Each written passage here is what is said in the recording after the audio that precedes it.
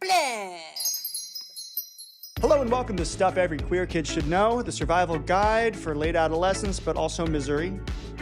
I'm Max Emerson, a writer and performer leveraging social media to create independent narratives. Similar to my other endeavors, this podcast is designed to provide vital resources, role models, and tools that enhance your well-being, foster connections, and support personal growth. It's for everyone from late adolescence and beyond. Welcome back to another episode. Today's guest is H. Alan Scott, and we are here talking about the art of podcasting. Wow, the way I stressed out when you said role model, the way I was like, I'm going to disappoint so many children. Well, wait till they hear your bio. Oh, God. H. Alan Scott is a writer, comedian, and host of Newsweek's podcast, The Parting Shot with H. Alan Scott. He also co-hosts Out on The Lanai, a Golden Girls podcast on Forever Dog's Mom Podcast Network, and also You're Making It Worse, a gay comedy podcast where I went to redeem myself after doing a really insensitive post one time while raising money for a trans-centric independent film. H. Alan Scott has previously appeared on The Jimmy Kimmel Show, Ellen, CNN, MTV, and has published work in Esquire, Out Magazine, Newsweek, and Vice. He was the subject of the documentary Latter-day Jew. You may also know him as his drag persona, Sadie Pines. Follow him at H. Alan Scott.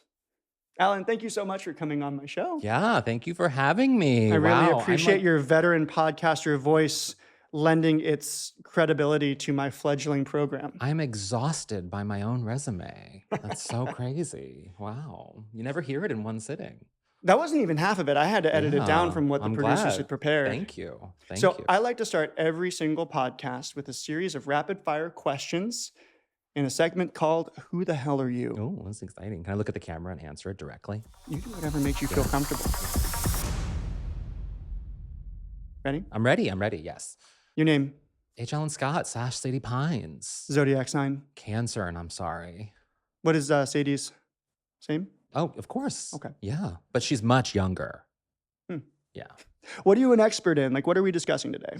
Oh, God. I'm an expert in podcast. I'm an expert in talking to people. I love that. Connecting with other human beings. Connecting's another story, but talking to people for sure. Valid. Yeah. How do you identify on the gender and sexuality spectrum today? I'm a he, they. I appreciate the he's when they come along, but I also understand that gender's a spectrum, and I like to be on that spectrum. Most favorite animal? Pandas. Least favorite animal? Ooh. Birds. They're bullshit. All of them? Yeah, they're not real. Yeah. We debated that in a former episode. Yeah, they're like, they're flying dinosaurs. Yeah, it wasn't even really a debate. Yeah, I mean, they're cool that they're dinosaurs, but they're bullshit too. What is the last thing you ate? Oh, eggs. Bird.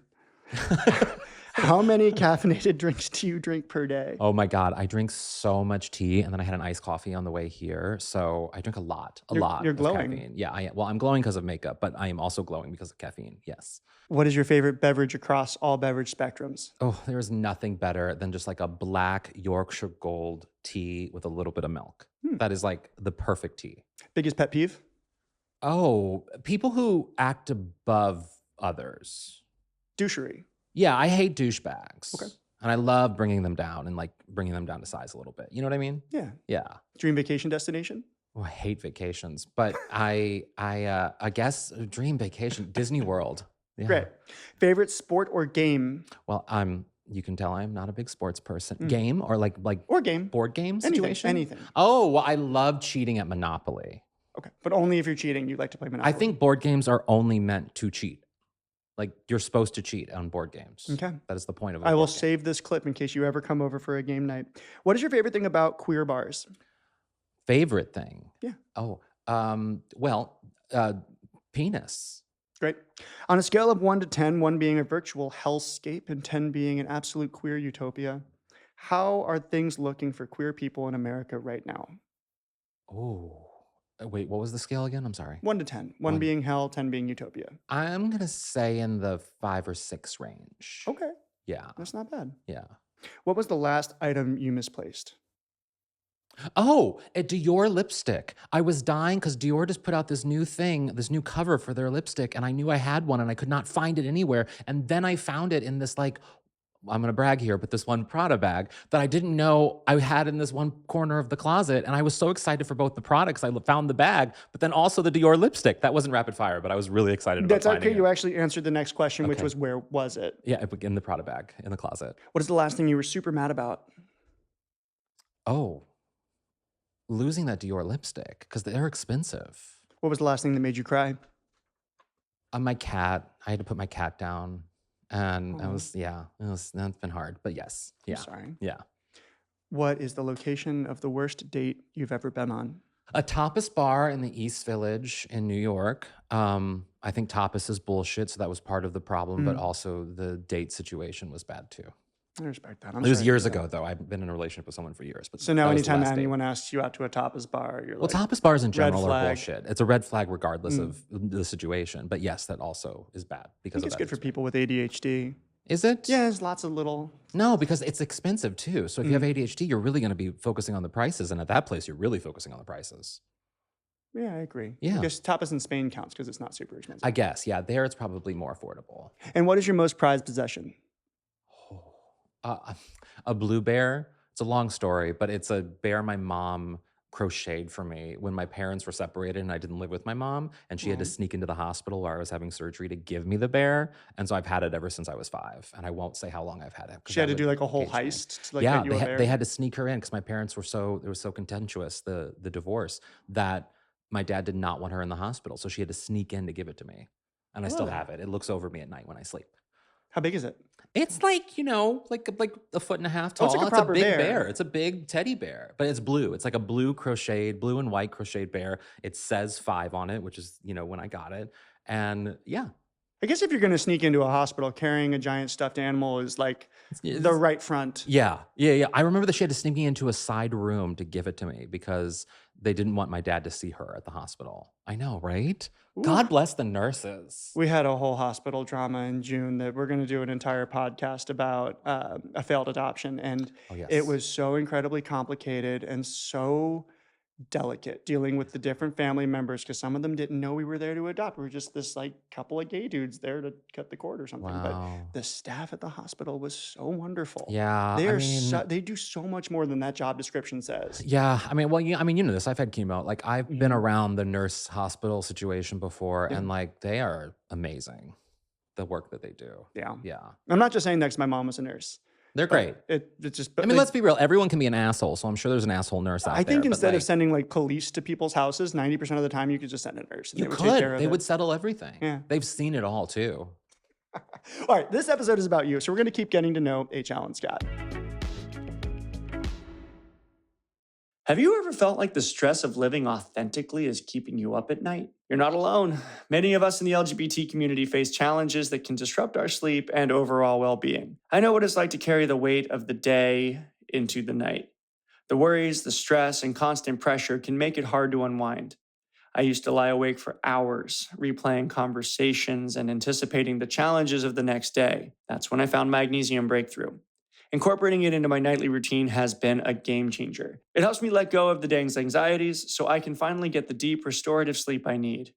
Now I wake up feeling more grounded, more myself, and ready to face whatever comes my way. Magnesium Breakthrough is different because it contains all 7 forms of magnesium, each one helping to calm your mind and relax your body. Unlike other supplements, it's designed to support you holistically, helping you both sleep better and feel more centered throughout the day. Take control of your well-being. Visit bioptimizers.com/MaxEmerson and use code MaxEmerson for 10% off your first order. And when you subscribe, you'll get additional discounts, free gifts, and the peace of mind knowing that your monthly supply is guaranteed.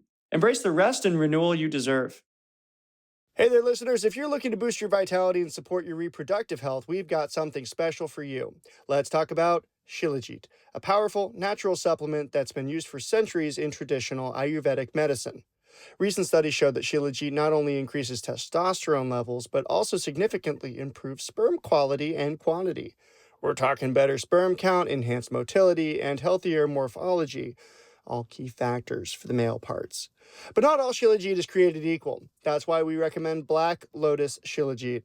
Sourced from the pristine Altai Mountains, Black Lotus Shilajit is pure, potent, and packed with fulvic acid and essential minerals. Unlike other brands, Black Lotus undergoes rigorous purification processes to ensure you're getting the highest quality product on the market. So if you're serious about optimizing your masculine parts, Black Lotus Shilajit is your go-to supplement. Boost your energy, enhance your fertility, and feel your best naturally. My favorite product of theirs is the tincture. I leave it under my tongue for like 15 seconds and go. Try it today. Head over to blacklotusshilajit.com and use code MAX for 15% off your order. That's blacklotusshilajit.com, code MAX, because you deserve the best. Stuff Every Queer Kid Should Know is all about figuring out how you got to be from this little scared, gay, closeted kid in St. Louis, Missouri, to a successful writer that people can kind of aspire to being. What got you into writing in the first place? How did this journey begin for you? Well, the writing specific part of things started through my stand up. And I was doing stand up in New York for a long time, and it At got what me age did you start doing that?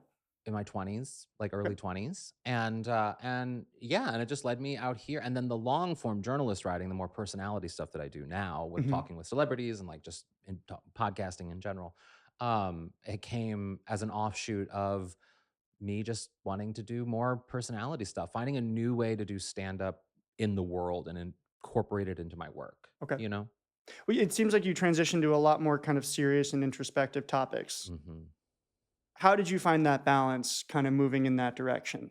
I got tired of stand up in the way that I was doing stand up because I felt like I was chasing something rather than doing it for myself. Mhm. And so I just started writing whatever I wanted to write. And I stopped focusing on trying to be necessary. I mean, I had worked in television, I did stuff on television, but it just wasn't exciting for me. You know, it wasn't the writer's room wasn't exciting for me. The being staffed on a show wasn't exciting. Like none of it, Mm, the money was exciting. Like the money interesting. was great, but like it just wasn't creatively satisfying. That's wild because those are Yeah. all things that I would totally love to do. Yeah, yeah. It wasn't satisfying for me. And so I wanted to do Okay. more. I wanted to put my personality into it a little bit more. You wanted And more ownership and not yeah, like, I yeah. wanted ownership, but I also wanted to get away from people too, because I found most people annoying. So I Mm, decided to like focus more on working on my own stuff and figuring out ways to tell different stories and incorporate my story into it, but also tell other people's stories and like be a reflection of a queer person that I wanted to see when I was younger, sort of like the Truman Capotes of the world, like those kind of writers that were mm. just like personalities, but were also talking to celebrities and doing profiles on people and like Right. They're just so doing different authentically things. themselves. It's almost like a car accident. You can't Yeah. look Yeah. away. And that is, I mean, I feel like that's It's like a me. shade of a light that you shine on someone Yeah. that kind of reflects them in a new way. Exactly, and them with me, you know what I mean? Mhm. Like, having that conversation with me, like, I just recently interviewed, Terry Crews, who's, like, a crazy straight man He's who's, one of my like favorite he's people. great, he's a great person, but I did not think I would connect with him. I did not think I'd be able to, like, Really? have a back and forth with him that would be great, and he and I same thing with, like, Jamie Lee Curtis when I interviewed her, like Mm, and then when I interview them, sometimes it becomes a real connection that becomes a friendship, and it's like there's this weird blend between like personality and celebrity and how I present them to the world in my work mhm. and this back and forth that we have. I love it. It's what when I was a kid, if I was looking at myself in 20 years, I would be impressed by the person Well, and who's it wasn't doing even that. really a job that existed when you were a kid. You Not kinda carved it really. out for yourself and then realized in hindsight that that's the thing that you didn't even know you wanted, but that Yeah. was it. It's like that Yeah. feeling that is now like the itch is being scratched. I mean, there was a little bit of like, I was obsessed with like Vanity Fair profiles and whenever or like Mm. Interview Magazine, whenever there would So be you a had a thing for celebrity. celebrity. I did. I always had a thing with celebrity and like Okay. pop culture. That was always a thing. But being able to sort of like incorporate to become a personality, which stand up required me to be, Mhm. and then use that personality as a force, as a storytelling tool, it was, I don't know, it just kind of worked for me. Well, I think starting in stand-up and in comedy in general is really just a great starting point Yeah.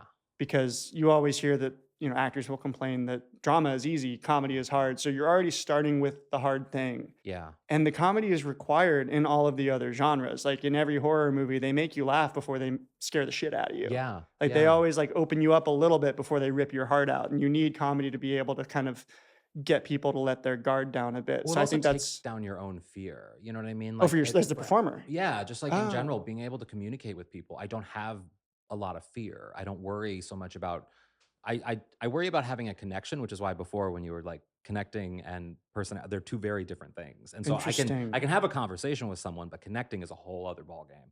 And Hmm. I knew I can talk with anyone. I can get up on a mic and do whatever I need to do. And that doesn't scare me. But the finding the thing where the connection lives, where the heart of it comes from, Mhm. that's the work. If you're like me, you want to fuel your body with the best possible ingredients, whether you're working out, staying active, or just looking to maintain a healthy lifestyle. That's why I'm excited to share with you Peori's Whey Protein. It's not just any protein powder, it's a game changer. Peori's Whey Protein is sourced from grass fed cows, ensuring that you're getting a clean, pure, and high quality protein. What sets this protein powder apart is its simplicity and commitment to quality. There are no artificial sweeteners, fillers, or unnecessary additives, just pure protein goodness with a delicious natural bourbon vanilla flavor. Plus, it's sweetened with organic coconut sugar, so it tastes amazing without all the junk. Whether you're mixing it into your morning smoothies or shaking it up post workout, Pure Protein Powder delivers 21 grams of protein per serving, helping to support muscle recovery, energy levels, and overall wellness. And for those of us who care about where our food comes from, it's great to know that Peori's Whey is certified by the Clean Label Project, ensuring it's free from harmful contaminants like heavy metals and pesticides. Ready to elevate your protein game? Head over to Peori.com and use my promo code MaxEmerson. That's Peori.com/Max Emerson. Don't mess out. Head to Peori.com/Max Emerson and use promo code Max Emerson today. Stuff Every Queer Kid Should Know is brought to you by Max Emerson's newest novel, The Sparkle Club. What happens when a gay baiting influencer and social justice warrior goes too far and accidentally gets himself canceled? The Sparkle Club is a novel told through 3 alternating perspectives and follows Markle Sparkle on his road to redemption, doing a summer of community service while living in rural Ohio with the family whose lives he destroyed. Only 1,000 limited edition hard copies are available at thesparkleclub.org. The ebook is available at all online platforms. Grab a copy today and see what all the fuss is about. Let's talk more about exactly where the heart of it is and where it's coming from, because I often have a problem of like, well, where do I even start? How do I figure out what the next project's going to be? Who cares? Why? Oh. Like, how do you like? I feel like with a lot of creative people, specifically writers, it's trying to figure out why to even do something. So you've written from everything from stand up, you've documented your cancer treatment, you've talked about converting to Judaism. Why did you pick those things? Like, why was that where the heart was for you? See, it's so interesting because I don't see like, and I think that's the difference, I think, between someone like a stand up, because a Mm. stand up, I'm not thinking about the why. Like, I'm not thinking about the audience. This is like not even a question. Like, that's just No, what you're I'm doing. just what I'm doing. Okay. It's where the process takes me. It's sort of like, it's just kind of is what it is. Like I'm never really thinking about like, what will this mean? Well, how will it matter? Like what impact will it have? Of course, I'm conscious of what I'm saying so Mm. that I don't say something that's going to offend people or like, I'm conscious of my own and the world around me, but I'm also very much aware of like, this is what I'm supposed to be doing. This is how I communicate. And then I do that thing. So it's more of a byproduct that's created from you just naturally going through Yeah, going through whatever I'm that going impulse. through. Kind of like with money. Like it's you shouldn't be chasing money. You should be chasing a thing where money just finds its way to I you. have literally found, and this took a long time for me to figure out, but with money especially, like that, especially when I walked away from doing stuff that actively was a path towards Mhm. money, like at least stability. I mean, not stability, but if you're good at it, stability. From an independent From an artist in- from perspective, and it's also money. Yeah. also from like an entertainment perspective, like Yep. there's not much stability there in television or anything these days. But that said, like when you actively say, no, I'm going to take the cheaper route and do something that's not going to make me as much money, but it's going to creatively satisfy me, I have Mhm. found that it's been more satisfying and I've had a more stable life than I did when I wasn't doing that, if that makes sense. Like my life is just more stable. There's a pattern to it, even though it's all topsy turvy and I'm doing lots of different things. Mhm. It's more exciting and I feel more grounded. Like it's meeting more of your needs, Yeah, even though it may not be meeting the financial one as fully as exactly. the other one. It was less of a Yeah, trade off. Hey, that's why Andres quit his job 3 years yeah, ago. And yeah, it's like we make a little less money, but we enjoy being alive now, which is yeah. great. I know it's nice. Your work often aims to leave people with a new perspective. Is there a particular story or message that you found resonates most deeply with your audience, or have you connected with anyone who listens to you where you felt like, damn, I did my job? You know, it's so interesting. I don't often look at numbers and Mhm. metrics and how things perform and all of those things. I just don't think like that. And which is why I would be a horrible influencer. Like I'm just not Yeah. that person, which is why you're good at doing that. Yeah, it leads to burnout. Yeah. Well, I Yeah. mean, you know, but still, like you're good at it. I don't understand that. But whereas for me, I interviewed Bette Midler and Cheryl Lee Ralph for a film that they did, which we can talk about the film later. But like, but it was fun interviewing them because I understand their work. I've been fans of them since I was kids. Like I intimately want to see them succeed in the world. And then Mhm. I did another chat with Josh Hartnett, who's a great actor, who is amazing, and we had a great connection. And the conversation was one of my best, and it was just sort of like a really good back and forth. And when I put those interviews out into the world, I just assumed the Josh Hartnett one would do well because he's Mm. hot, he's relevant right now to a younger audience. He's just a movie star, you know what Right. I mean? He's like a Jake Gyllenhaal type The internet level. math pointed to Josh Yeah. Hartnett, not No one the cared old about the Josh divas. Hartnett. No one cared about the Josh Hartnett. They cared Mm. about Bette Midler and Cheryl Lee Ralph. Well, that's more And authentically you. it is. And that's what's so interesting is that like, you know, I knew how to communicate with them. I talked about Bette about why she was never on Will and Grace. And I talked with Cheryl about designing Hmm. women. And I knew my audience would like that, which is why, because I wanted to ask that question. And it goes back to doing what comes natural to me, I you feel like know? that's been a recent change, at least social media wise, with the algorithm shifts and things like that. Like there's just a lot more room for nerding out on stuff Yeah. and like people who are specialists in things. Like I follow a linguist who will talk about the entomology. Which one's bugs? Entomology's bugs, I think. Oh, so the etymology I of could be wrong a about that. particular word or like, Yeah. gender history or any of that. But he'll just go off. He talks at like a mile a minute and Yeah. he's like, but he gets hundreds of thousands of likes. And Isn't it's it just some like great? nerdy dude in selfie mode just Do going you off about worry his about that passion. though? Do you worry about for what you do? Because yours is so driven, your at least your social media is so driven in the like, of course, the aesthetics, but also the personality and what you put in the Mhm. world and the queer aspect. Like, do you feel like you have to shift your social media to meet the change in the internet? In a lot of ways, I think I'm grateful for it because there's definitely been that challenge of like, okay, you can't just lean on the thirsty shit Yeah. anymore, which is Yeah. fantastic. It's Yeah. such a diminished returns kind of thing there. Mhm. But I mean, I've got some tried and trues that are always really easy for satisfying the algorithm gods. I think just playing games with my partner Yeah. goes a long way. They just want to Yeah. see that like fun, authentic, loving interaction, and Mhm. that's when it comes to just feeding the beast and putting out 3 things a week, Yeah. that'll take care of Do you have to put that. out 3 things a week? Do you feel Oh, pressure I to do think they that? want like I think the recommendations right now are like 5 reels a And week, who's 3 to 5. recommending this? Meta, they have like little tutor sessions Do that you they'll. ever question why they're recommending it? No, I know why. It's what makes them money. Yeah. It's the same with But does like. it actually pay out? Like, if you do the 5 a week, do they actually perform well? Like, do you see Mhm. the numbers go up? Yeah. Do you really? Mhm. And what I learned with social media is to stop putting so much effort into it Yeah. because that's not the place for a sketch or something you've like written and produced. That's just Yeah. not what that's for. Yeah. There used to be like a middle ground with YouTube for sketches and things, but like not anymore. Like if people want TV, they're going to watch it on TV. If they Yeah. want like the thing they want on social media is like a human being their best self and kind of celebrating that with them. Hope, and Yeah. there's other paths in the internet. You can hate watch things. There's other, there's Yeah.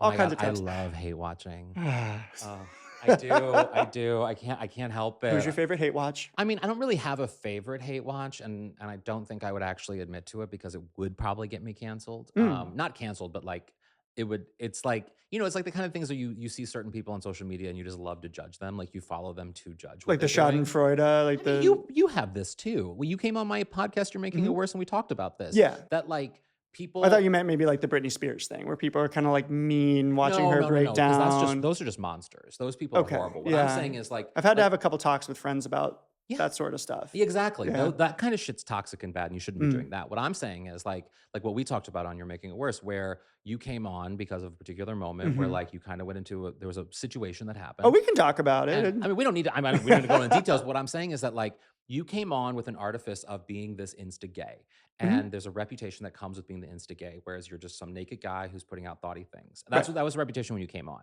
Mhm. and then of course when we got to know each other, it became you're you're a person, shocker, Yeah.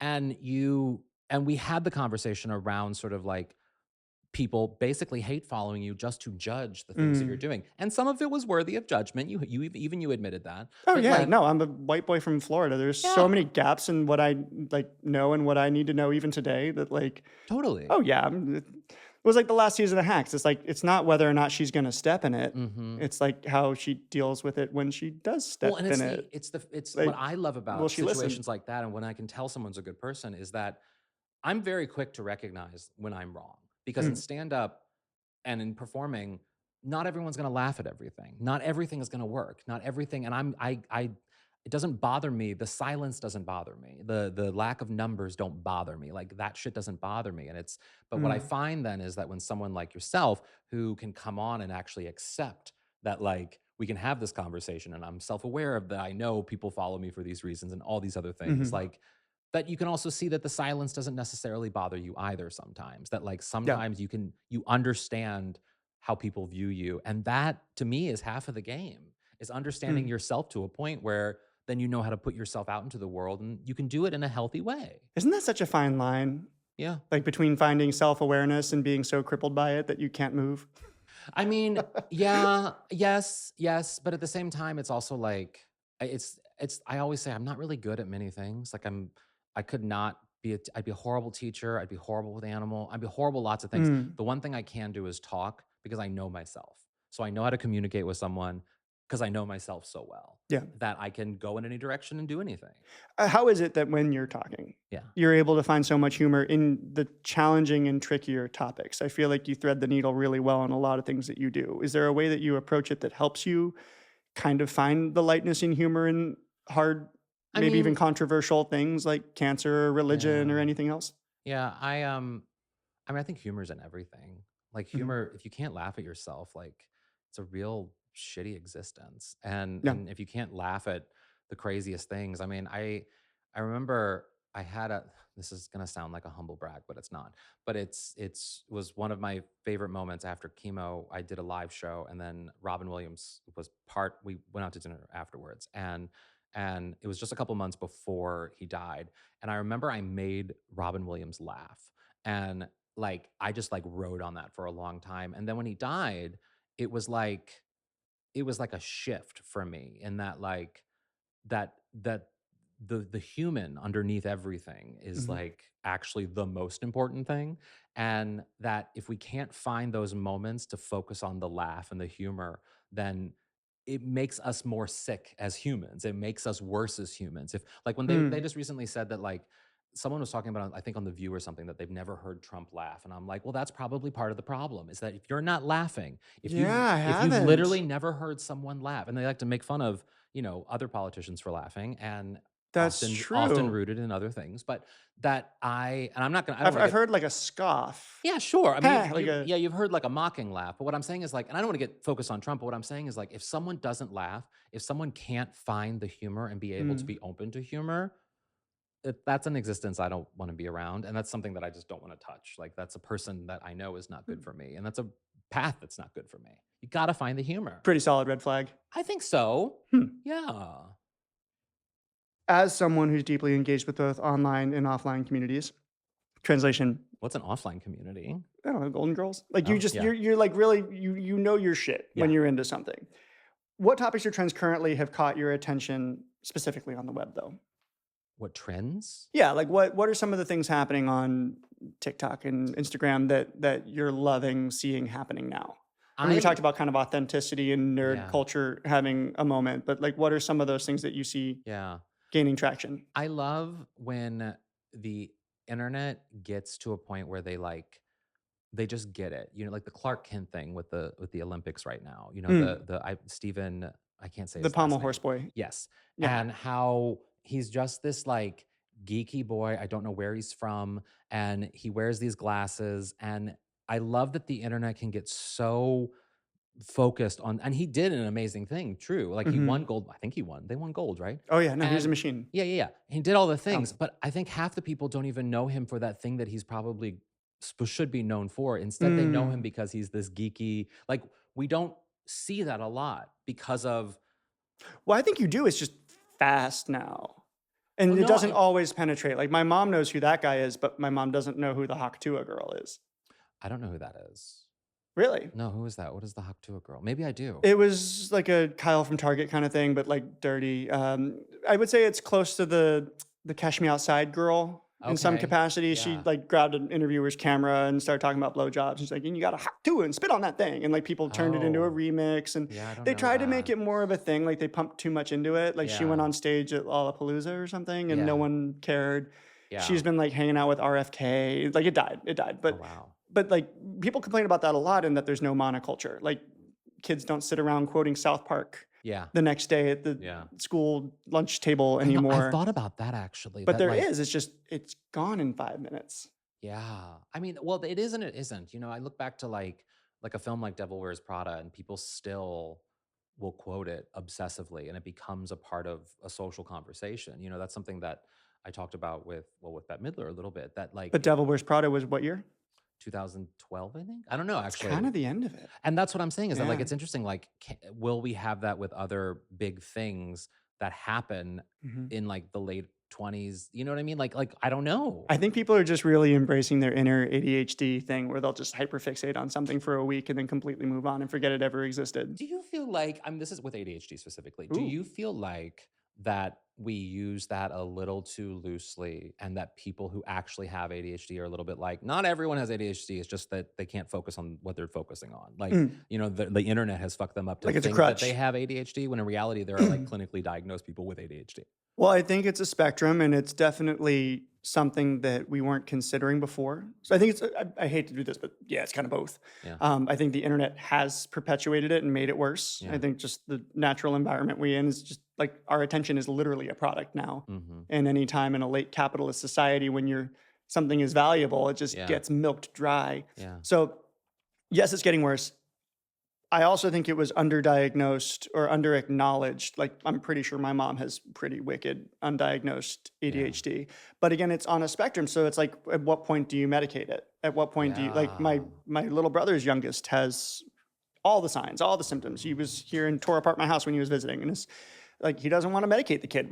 But so as a result, I feel like the conversation is about trying to accommodate the neurospicies a little more, about the autistic spectrum and the ADHD spectrums, because by being on a spectrum means we're all on that spectrum in some capacity. Yeah, sure. Just like we Like all, some of us are gayer than others. Like yeah. doesn't mean you need to medicate. Yeah. Oh, there was But something maybe about- the world can be a little bit more accommodating. It's like the morning people and night people thing. Like the world is made for morning people. Well, it's also like, there But was maybe this- we should make some room. There was a great contestant, two contestants this last season. Well, the one who won, but also another contestant on Survivor this past season it made me think about this, creating space for like people's abilities and people's situations. And there Mhm. was one person who had severe panic disorder, and he would have panic On attacks. Survivor? On Survivor, and he would have panic attacks. And there's a moment where That's irresponsible. I don't think so, in that like, because we all have different abilities. I guess if and- they're going to have the panic attack anyways, you might as well have it on camera on an island. Sure, make some money off of it. But like also too,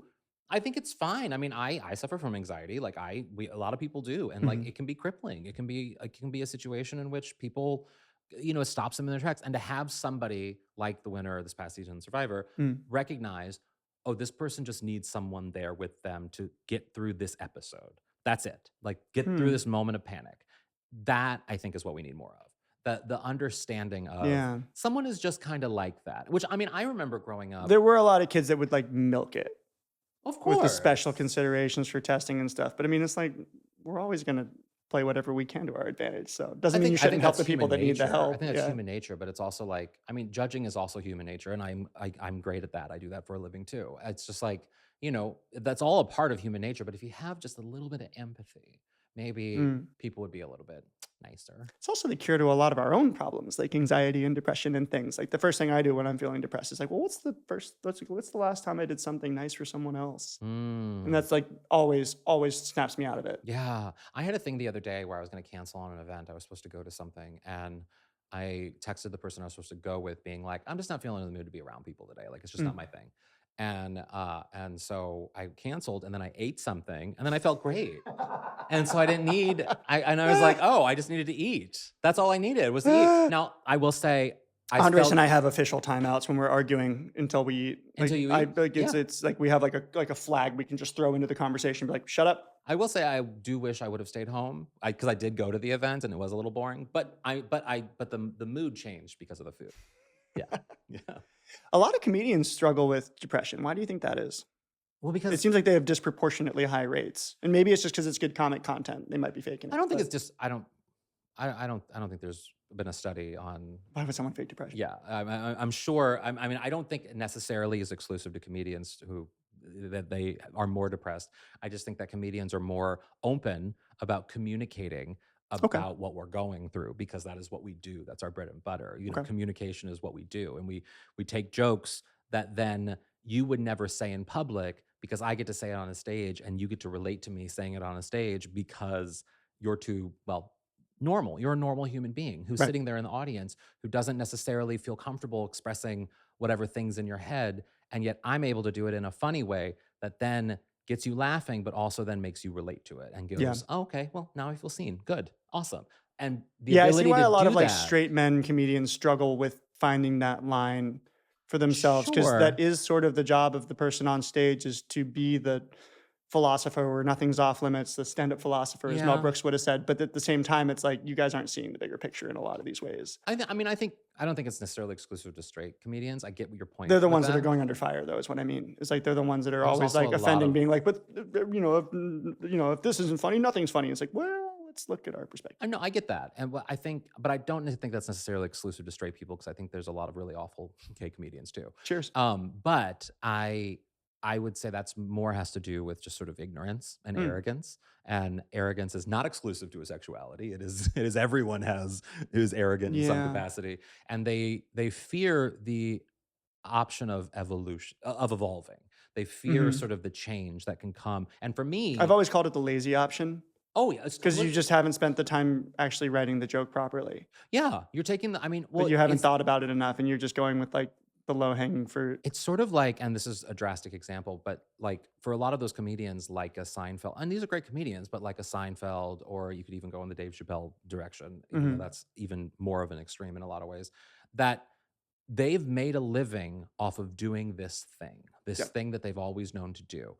And then suddenly people are saying, you can't say this, you can say, and the thing is, you can say everything. You can say But everything. you have to be responsible You for have to it. be responsible Yeah. for it, and you also don't need to be an asshole. You don't need to be antagonizing certain groups for the attention for the joke to work. Do you Right. know what I mean? And so Why are we punching down? why are we punching down? But it's the Yeah. same thing with like, I But get you I can get do the trans material as long as you're the butt of the joke. It's like, well, as long as yeah. you're I not mean, punching we can down on the talk yeah. about you can talk about anything you want to talk about, Mhm. but you need to be a responsible take responsibility for what you're saying. But also too, you don't need to be an asshole. Yeah. Like everything is funny. Everything there's humor in everything, and you can talk about it and make it funny. But you just don't need to be an asshole about it. And also be open to the idea that like the things we said, just like with on RuPaul's Drag Race, or like any joke that any gay comedian said in the last 10 years, if they ever said a word that was Oh, was yeah. derogatory to trans people, which I know they all did, we all did, I've said it, we've all said it, Yeah. and My that drag name doesn't work anymore. exactly, and there are things, and if we allow ourselves to say, you know what, that was wrong. I mean, everyone was doing it, and so it Mhm. doesn't excuse it right or wrong. And then now I know better, and now I Yeah. know to move on from that and say I'm going to be an ally and recognize that that's wrong. Well, also, I'm still going to be able to call you an asshole if you're an asshole, or like I'm still going to be Mhm. able to call out your ignorance or your arrogance or whatever it is. And to me, that's not exclusive to a sexuality. I feel like that was, like, the arc of the 3rd season of Hacks, when they did a Mm, really good job communicating that, and I feel like whenever people get stuck on yeah, this conversation, I'll just point them there because there was a yeah, great 'cause, yeah, I mean, for me, like, what it sounds like you're boiling things down to is that if you expect people to listen to you, yeah. you need to listen You need to back. listen, which is why Like, I think let's when I made a change in my career, focusing more on drag and personality stuff, is that like I just kind of got sick of the direction of stand up. I mm, still do stand up and I still am a stand up. I'm still a performer, but I just got sick of sort of that vibe of like oh, yeah. the inability to grow in a way that I thought was healthy that I needed.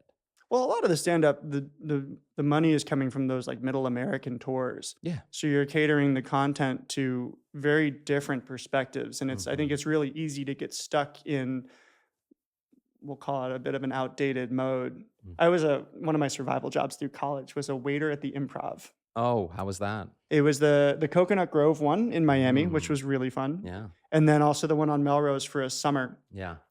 and it scared the life out of me from ever trying stand-up. I'll MC a show for a queer audience Yeah. all day. I'll do 10 minutes just like bullshitting and crowd working Yeah. before introducing a drag queen or something. Love it. I guess that's technically stand up, but like, It's not. yeah, because I will not go into a room Yeah. full of straight people and just be like, what do I do with my hands? Please love me. Like that's the energy Yeah. from 90% of stand up See, is that excites me terrible. Yeah, but so though. much of it's so bad. Yeah. 90% of stand up is But it's terrible. like improv is really just like Oof. rehearsal with an audience. So like, a lot of Yeah. comedy is about Mm, finding the comedy. And for a lot of people, I mean, I don't think it necessarily needs to be bad. mm, Which is why I say like, the hosting thing is not necessarily stand up because for me, stand up are jokes that I have worked on, bits that I have worked on in mhm. clubs, in small rooms, in sizzlers, in horrible places, that anywhere you can get. I've Sizzlers? performed at a Sizzlers for ice cream before. And For ice cream. yeah, I got paid in ice cream. I got paid $25 and ice cream. The soft serve. That's like an extra $5, sure. Sure. And you do those things to hone a set so that you get the 30, so that you get the hour, so that Mhm. you get the thing, so that then when I get up on stage at the improv, I'm not just riffing with the crowd, which that's an ability in and of itself, and I'm Yeah, good at that. But like to be able to have the material to say, this is my set yeah. is very different than opening a show. Well, and also just to have something that speaks to any audience Yeah. is such an incredibly difficult thing now.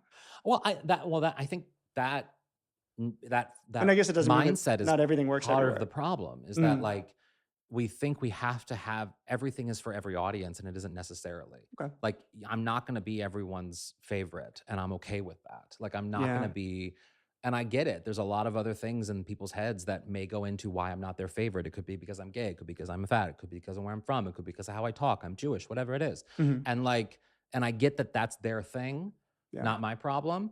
I'm still gonna own my space where I am. I'm gonna do me because that's all I know how to do. yeah, And then don't laugh. Like, just don't laugh. It's yeah. cool. Like, don't But be an even asshole. that feedback's valuable, and that's something I really miss. I feel like since COVID, everything I've done has become online only, and I Oh, really miss that, like, human feedback yeah. interaction thing. Yeah. There is a power to when you know you're good at something. Like Mm, when I get on a mic, even in drag, when I get on a mic, and I prefer like, hosting or just doing stand up in drag than I do lip syncing any day. yeah, And when I'm able to communicate with a crowd and like really talk to a crowd, that's when I know like, okay, I'm good at this. This is what I'm good at when I'm right. talking. Just Anything else, bad, very bad. It's interesting that you don't see it as connecting, because that's the first thing I think of is when I'm, like, on a stage, I mean, you're not, like, directly talking to anybody, but I totally, like, See, will but the make connection is bits of on eye them, it's not contact on and me. That's the yeah, thing, is that, like, I'm just presenting me. I'm you're not being this is a open one-way for them to connect with conversation, you. Yeah, and so there is no connection there from me to them, it's them to me, and right. so I know that it doesn't feel like I'm connecting, to me, it just feels like I'm doing me, Okay. and they can take whatever part of me I'm giving them, if it helps them, if it makes them laugh, if it helps their day, great, if not, well, fuck off, I don't care, like, I'm gonna just keep doing I me. feel like that perspective fixes that 90% of stand-up that's just like, "Please love me," the whole Yeah. time. Yeah. Well, yeah. Let's take a little bit of time to talk about your Golden Girls podcast, Okay. Out on the Lanai. Initially, you didn't wanna do a podcast. Why? Because I hated the idea of I hated the lack of structure that I found on a lot of podcasts at the time. This was like now 10 years ago, Mhm. 2014. And it just felt like a lot of comedians talking. And that to me is a recipe for disaster because comedians talking, while I love it and I'm one of those people that do that, I don't think it necessarily needs to be recorded because we are assholes. And It's a little so navel-gazy. yeah, I mean, Yeah. I didn't so I needed that structure, and my co-host, Carrie Doherty, she brought in that structure that, like, I really wanted, and I also wanted to be the first at it. Like, I didn't want anyone else to be doing a Golden Girls podcast at that point, Are and there more so than one now? oh, there's many more now, but, like, I wanted to be the first. Yeah, Interesting. yeah. So we were the first. Interesting. Yeah. You've done live recordings Yeah. We of do the them at Golden Dynasty Girls. Typewriter here in Los Angeles, and we've done them elsewhere in Chicago and places too. Yeah. What has that experience been like? What led you to do that? What was the process like? Oh, it's 'Cause that seems like a lot of great. fun. And well, yeah, because like it's sort of like what you were talking about too, how the internet has become sort of like hyper focused on like the trends and the things that Mhm. they love. That with the Golden Girls, it's a very niche, specific part of the internet that loves this nostalgic comfort show. That then when those people, those fans get together in one room, it just becomes this sort of just like it's like a really warm hug from Comic-Con. Like Comic-Con can be annoying as Mm. fuck, but like if imagine it's just one show that everyone's focusing on and they all are super nice and happy about it and they're really excited. And I'm sure there's someone toxic in the crowd, but we don't know it because we're all focused on just fanning out on these 4 senior citizens. And it's lovely. Have you done this show? I saw it in Silver Lake way back, where a bunch of drag queens Yes. do a script I've never as a done play. that. It's like I've Drew never done it because I'm Droege not an and actor. I'm a horrible actor. Oh. But I just figured you'd have them memorized, so you might as well. no, I'm not. I'm really bad at that. Okay. I'm a really bad actor. Like I can only be me. If you were to do this, though, hypothetically, Yeah. which Golden Girl? In drag, I'm definitely Blanche. I'm definitely Blanche. You should know that from our text messages. I'm definitely a Mhm. Blanche. Like I will respond to any thirst trap. I will respond to any That's like disgusting trend online, and I will text friends That's about B, it. right? What? That's B. Yeah, no. Rue McClanahan is Okay, is, excuse me. is Blanche. Yeah, B was Dorothy, Thank you. and I will. Yeah, I'll do any of those things because I'm just like I'm a Blanche in my life, but in my everyday life, in like my regular life. I like that better than being like, I'm a Sagittarius. I prefer I don't this. believe in the astrological signs. I feel like But Golden Girls, yeah. well, who would I be? Oh, you would be a Rose. Why? I'm not as familiar with Golden Girls as I should be. It's probably why I didn't book that like gay Fire Island Palm Springs reboot. Yeah. Mm. Well, but also the part that you would have gotten went to Matt Bomer. So No, he's playing a 60-year-old, I thought. Matt, no, he's playing the houseboy. He's the houseboy? Yeah. Yeah. Why Pretty did sure. they have me read for that damn thing if they I don't always do know. this? I don't know. They always have me believe so. read I for haven't stuff seen that's it already. yet. No, I'm pretty sure Matt Bomer is playing the hot, hunky, dumb 60-year-old flight attendant. No, I don't think he's the 60-year-old. I don't think he is. I think he's too old to play the houseboy. I think I'm too old to No. play the houseboy. I don't know. From what I got, it was Matt Bomer playing the houseboy. That's the inside info that I got. I think you're and in I'll for tell a you. surprise. I I'll didn't tell sign you any where NDA, I so I can talk got about that this. from. Was it from like Max Muchnick? No, I'm not going to say anything. I'm not going to say anything with a camera on me. We'll talk about this We after, will, yeah. after the break. Yeah. Ooh, okay. No, but wait, what was the question about? Oh, which Golden Girl am I and why? Yeah, you are Rose because Is that the classy one? That sounds like a classy name. no, Rose is kind of, people say she's the dumb one. I'm not saying you're dumb. Oh, yeah, but that's the Matt Bomer one then. she's- Yeah. Yeah, Like the overkill one. naive one who sometimes is unaware of what's happening around them, but yet is still lovable and like very like the most diehard friend possible, but Mm. sometimes needs to be explained what the thing means. Yeah, if that's that makes fine. sense. Golden Retriever. Yeah.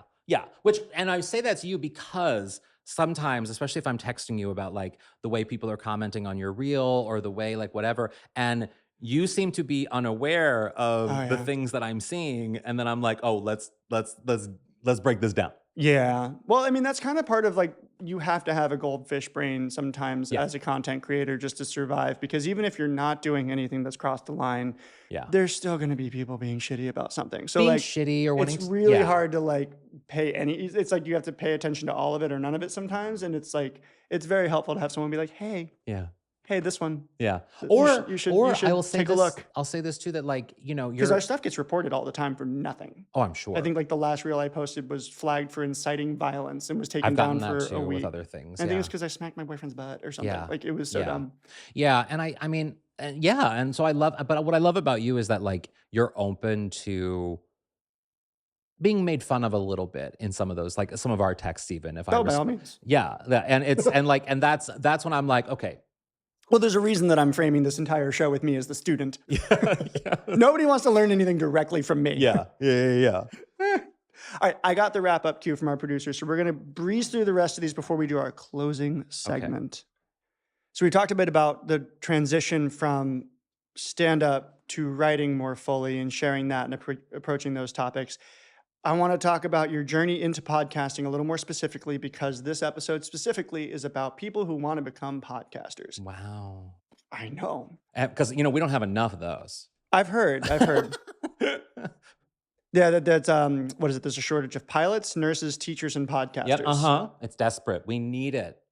Start your podcast. What advice do you have to people who want to start a podcast? What are the things they need to expect to create? Yeah. What are some of the pitfalls? Like, give me the 101. I think the pitfalls are people thinking that they're going to be making money real quick, because they're not, unless you're with a network. And there's that. It's also, you want to make sure you have something to say. Like, that's the most important thing. Like, I feel like everyone thinks they have something to say, but if you don't have a really structured angle of how you want to say the thing you want to say, it's like anything. It's like with writing a novel or writing a book or doing anything like that. You need to have in mind an outline. You need a direction. There needs to be a place you're going. And if you just talk, if you're just there to talk, it just becomes this, people will read it. That's the amazing thing, is that what I've always learned from performing, writing, anything, if you half-ass it, the audience, no matter who they are, will know you half-assed. Well, especially today, we've gotten so good at watching stuff. Yeah. We've that we are all PhDs in discriminating content. Yeah.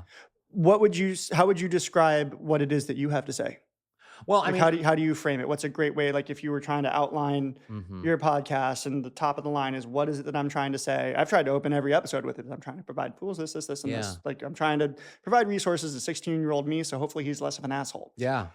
What would you say is kind of the way you approach? I mean, how I approach, depending upon what I do, if it's my own stuff, I know that I have an angle that is just, it's my stand-up. It's the angry homosexual who likes to make fun of other homosexuals and will sometimes it's like the call Truman, Rosie. Yes, exactly. Tradition. Very much. Okay, you're channeling and just not being on board with everything. I'm not the kumbaya guy. I'm not the it gets better guy. Like, I mean, I did an It Gets Better show years ago, and I went up and I told my story, and they were expecting some horrible closeted case story, and I was just like, everyone basically knew I was gay, and it was kind of okay. Like, everyone was fine with it. Yeah. And I was like, I made a joke being like, I wanted a struggle. I wanted the hardships. I wanted someone to call me a bad name. And I'm sure they did. I just was so unaware of it because I was doing me, and I was happy, and I was happy doing me. The life of a non-tortured artist. I mean, kind of, yeah. When you're so sort of like, when you're so stuck in sort of what you're doing and what you're wanting to do, which I've always been that way, you almost don't hear when people naturally say bad things about you. It's almost like it doesn't register in my head. You know what I mean? That like someone, whatever, called me something, and like I'm just like, well, you don't get it. That's Have cool. you ever struggled with imposter syndrome or any of those isms? No, I really haven't. Just some anxiety from time to time? I mean, I suffer from anxiety for sure, social anxiety definitely, but like the imposter syndrome, I kind of just feel like I'm only good at this one thing. And that one thing is talking. And so I figured out a way. That was all literally when I was a kid. I would just say, I just want to figure out a way to make a living off of being me. And I figured that out. So like, that's a good thing. Everything else though, pretty bad at. I'm pretty bad at most things. Can't fix a car. I can't change a tire. But you can talk well enough to get other people to do all those I can things talk for to you the AAA guy really well. He'll probably follow me on Instagram. Like, I know how, like, I can like do those things. Yes. I know how to communicate really well. I mean, if you're getting the AAA guy to follow you, you're doing something right. How do you structure a podcast when you're first starting? I mean, how do you decide what length it's going to be? How do you decide how often you're going to post? No podcast ever needs to be more than an hour. If you go more than an hour, even if it's like, there's a grace of a 5-10 minute period for special episodes, sure. But if the bulk of your podcast go into the hour and a half territory, you're not doing podcast correctly. That's an audiobook. Or like a lecture. Yeah, we don't need that. It needs to be a tight hour. Just like I've always believed that like stand-up shows need to have a certain set of people on it. It needs to be tight. Like I like things that are contained and tight and that I get within a commute. To me, a podcast needs to be within the span of a commute. And so have that structure and know what you want to say within that structure, you know? What about posting? How often, what day, what time, any of that? I don't think about any of that. Is consistency important? No, I don't think about any of that. I really don't. It doesn't, the social media number aspects of it, I don't understand it. Okay. And I'm just sort of like, I'll fit my personality into it, how it works. Sometimes they do well, sometimes they don't. Like I get emails from the company that like I do that manages me, that tells me how things do. And then I'm like, great, cool. Does that influence how you work in the future? No, it doesn't do anything. Does someone else post for you? No, never. And you don't have like a set time or thing. You I just don't do whenever it any feels of the right. set time. I do it when So you're like it's fully intuitive, like just have something to say, be good yeah, at talking, and yeah. everything else will fall in line. Basically, Love that. it's kind of worked out. Okay. I mean, I don't know. Like, it would stress me out more if I was like, oh, I have to post every single day and I have to post between these Hmm. hours every single day. Like, I don't know how I would work. Because I have other things that I have to do during those But hours. you do post pretty compulsively and consistently, though, don't you? Like, I post when I find something funny. Like the other day, mm, I wanted to post something about what did I post the other day? Oh, I wanted to post from Steel Magnolias, like a meme about Steel Magnolias, and I was thinking about pink, and I was just like thinking of the color pink, and I thought more people should embrace pink, and I felt it was a year after Barbie came out, and pink was kind of going by the wayside, and people were mm. embracing the green, the brat green, and I wanted more pink, so I posted about pink. Okay. So it's a pink campaign. Basically, yeah. But I mean, you don't seem like someone that goes more than a month without posting a podcast. Oh, I mean, Like that kind of the consistency, you really podcast do does need. have a consistency. That's what I'm asking about. We're Okay. talking about podcasting, and Uh, like it seems like it's like how YouTube used to be, where you have to post yeah. at the same time every week Yes. because people have commutes. Yes. They have their habits. You need to be a part of. I've always heard that you want to be a part of someone's ritual. Yes. Well, that the podcasting does have, I'm talking about social media is what I don't worry about. But the Mm, podcasting definitely has a structure to okay. it that, with the exception of like the Parting Shot podcast, which is the one I do for Newsweek, which Mhm. that's more of just sort of like it's just in the conversation Monday through Friday. So like episodes come when they come. Yeah. And that's just how that works. But You're Making It Worse in Golden Girls, always set days, Wednesday, Thursday, Every just week. every week. It's just what it is. And Okay. they So know it's that a that's what weekly. yeah, and that I understand the need for structure, but then again, it's just sort of that's just a part of my work. Like it just gets scheduled and it just goes, and I don't think about it. Okay. Yeah, So once a week, a tight hour. yeah, Have something to say yes, and listen to the feedback in some yeah. capacity, Well, at listen least. and read the Like, reviews. I mm. have some friends who, I mean, friends on some of my podcasts who, People review podcasts. yeah, Ah. oh yeah, and they get rarely real because they can hide behind usernames, and Oh, it fun. becomes very real. And I mean, I've had a thick skin most of my life. You have Mm. to be if you're sort of like a, like pseudoly attractive, like not quite in the upper tier, but you're definitely in the will mix in with the crowd and someone might give you a handy level of attraction. Okay. And you're being overweight and everything. Like I've noted I'm aware of what people say about me. And so like Trolls are going to troll. yeah, Yeah. and so being able to like read the reviews and just take them with a grain of salt, I think is really, really helpful. Agree with that. Yeah. I was when you said reviews, I thought maybe you meant like official platforms are reviewing, and no, it's just like Oh no, we're talking about it's just users. like Salt Bay 69 Yeah. says, But like they mean also comments but and they stuff. help. They help with the algorithm and they like Oh if you're yeah, like it just the so hate comments. the more And, nasty or the whatever, it's gonna get you into the new and noteworthy or whatever. do you have a favorite way of trolling people? I don't really troll. I mean, I have private group messages Mm. that where I'm trolling and I hate follow and we But you don't have like any little tricks in your podcast that you know people are going to go nuts in the comment section with? yeah, I mean, I know I see it in your eyes. You've yeah, got something. I know that there So are give me some your things that tricks. I do that will set people off. You And start shitting on a certain golden girl that everybody loves. well, it's like, well, no, it's more like if you whisper. Like there are some people who Mm. hate whispering, and I whisper quite often. And or some people hate like when you go into a deep dive of something or like whatever it is. And like if you're aware of that, people are talking about that in the reviews, and then you bring it up on the podcast, it creates this back and forth engagement with the audience that actually is really exciting because like on You're Making It Worse.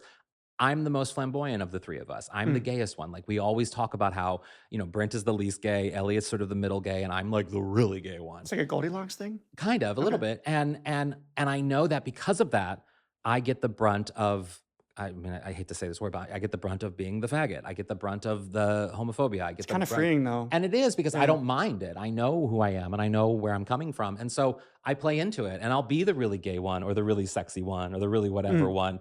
And I'll lean into that a little bit just to kind of get people talking. Okay. Yeah. I like that. Yeah. I'm going to have you come back on and we're going to talk about trolling specifically for an entire hour at some point. I think that would be Ooh, fun. that is exciting. Thank you for Are lending good all at these trolling? insights. It's hit or miss. Yeah. I don't think you'd be good at trolling, actually. Depends on the day. I think you're too attractive to troll. That's. I feel like attractive people should not be allowed to troll. I think you just have to have a very specific perspective. I mean, sure, but if you look a certain way and you know how you Mm. look, and then you're trying to be all like sassy and everything, it just becomes like the bad stand-up comic who doesn't know what they're doing. You know what I Yeah, mean? Like you just become the there's guy in the room that doesn't have a mirror. there's a different set of rules that comes with being in that particular bubble, Yeah. I guess is maybe a diplomatic way of putting it. And it's definitely worth the trade-off. Yeah.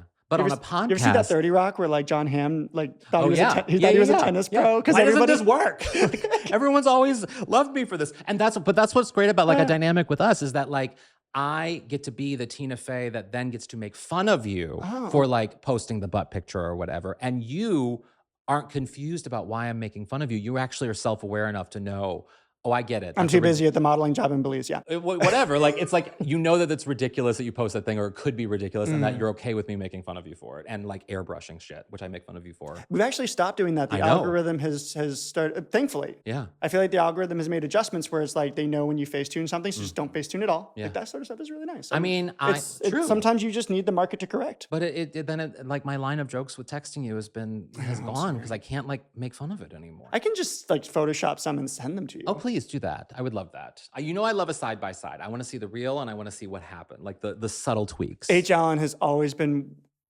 accusing me of photoshopping the head of my penis out of butt pictures because it should be hanging down. And the VPL and the balls too. and I stuff. feel like the VPL is airbrushed as well. Softened or heightened? It's softened. So like on certain Speedo pictures, I feel like naturally you're going to have VPL because you're a white man from Florida. We all know what happened to you. You know, so, in like, fairness, I my know favorite brand of Speedos is like I do have to soften them. exactly. That's what I'm saying. So Makes me very love, popular at volleyball though. Oh, I'm sure it does. But I love making fun of you for that and then texting you about that, which is why I'm like, I need to be able to see both in order to like have full transparency. I am a journalist. Or you're just like sourcing material for like all those mean dark web blogs. Or just like making fun of my friend for doing that. You know what I mean? And I want to be able to, in years out, look back at our text thread and be like, we were stupid. Yeah. Yeah. Oh, I need to start saving that. Yeah, you Mine should. expires. Goldfish brain. It's you know, yeah. it's like the Dory thing. Ignorance is bliss. As with every show, we like to end on a high note with a segment called Fight Me.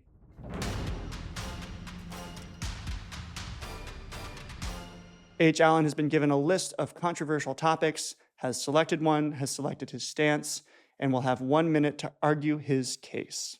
Yeah. So I know, as a good friend of yours, that you love the beach. And I think the beach is bullshit. I've always found that, I mean, frankly, if you go to a place that's inherently hot, is messy with all the sand, is uncomfortable, you get wet. Like, I mean, all of the things that I don't want to have happen in my life happen at the beach. When I go to a beach, within 5 minutes of being at the beach, I need a strong Wi-Fi signal. I'm looking for a Starbucks. Like, these are things that I need. Whereas you openly go, like, get naked in front of other people, basically, and like get wet and dirty, and then you track it all back to your car, a car that you're probably still have a lease on. You know, it's gonna be horrible to clean. Like, these are annoying things that I would just never want to participate in because it just makes my life more complicated. I think the beach is bullshit, and I support your journey with it, but I think it's kind of annoying. Hey, John, I hear you, and I see you, and I feel so bad for you because you are doing it absolutely wrong. Am I? I mean, Yeah, how- the beach is wonderful. First of all, it's cooler than every other part of Los Angeles, especially in California. That's literally our air conditioner. There is sun, but that's why you don't go between 11 and 3. well, That's what people make the mistake of because, doing. you know, They go most out people there are and working during those hours. well, at the weekends, like people go out there at like noon. They're going out and the UV index is 11. They're getting fried in like 10 minutes. That's not the time to go. But if you're going on the This is weekends, California, isn't it even baby. You more go with the annoying? sunset. You have to bring a sweater because it gets chilly. You got to play volleyball to stay warm and just uncomfortable. The whole thing is just like a Tempur-Pedic mattress. Just lie down. No, it's not a temperature. And if I go to And the beach talking with about you, dirty, we're not. This is my 60 seconds. Thank you Okay. very much. Go I'm ahead. reclaiming my Go time. ahead. So, talking about dirty, yes, the ocean is where the fish poop. Yeah. But it is also incredibly good for you. You are never cleaner than when you get out of the ocean because it's like flushed your sinuses. You get a little like microdermabrasion. The beach is where it's at. What about all that salt? That's good for you. That's No, incredibly good for you. no, All those little no, bugs in the ocean, no. that's like your COVID Heart shot attacks for run the in my year. family. I'm not having that salt. I'm not doing that. No, that's too much salt intake. Well, we're going to just have to agree to disagree. I guess so. Thank you, H. Allen. Yeah. I had a funny Carney Wilson joke to make about myself at the beach with you, being I would be the Carney Wilson of your friend group, but I'm glad I didn't say that. Unless we're still recording. Thank you so much for listening to this episode of Stuff Every Queer Kid Should Know. This is a Wellness Loud production produced by Drake Peterson and Jake Wachtel. Additional production by Cass Falding and Chantilly Toison. The episode was recorded by Jason Siegel, Mun Singh, edited by Jesse Trout, and mixed by Mike Fry. Music by Tom Goss. If you like this show, don't forget to share it with your friends, subscribe on your preferred channel, or all of them, and give us a 5-star rating. It would be super, super helpful. Thank you so much to all my Patreon subscribers. You are credited in the show notes. Thank you for listening. See you next time.